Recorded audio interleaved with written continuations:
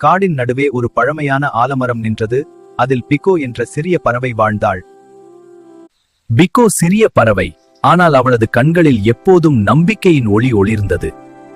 ஒரு நாள் நெரோ என்ற பெரிய கழுகு அதே கிளையில் இறங்கினான். உயரத்தில் பறப்பதை பெருமைப்படுத்தி பேசினான். அந்த இரவில் பிகோ விண்மீன்களை பார்த்து யோசித்தாள். நான் உண்மையில் சிறிய உலகத்தில் மகிழ்கிறேனா? பிகோ நெரோவுடன் மலையை கடந்தே பறக்க முயன்றாள். ஆனால் காற்று வலுவாகி அவள் சோர்ந்தாள். சிறிய பறவை, ஏன் கண்ணீர் குஞ்சுகிறாய்? அப்போது ஒரு மூத்த ஆந்தை விஸ்டம் வந்து கேட்டான். விஸ்டம் சொன்னான், உயரத்தில் வெற்றி இல்லை, உள்ளார்ந்த அமைதியிலே வெற்றி உள்ளது. பிகோ உணர்ந்தாள், தனது திறமையை மதிப்பதே அவளது உண்மையான வலிமை.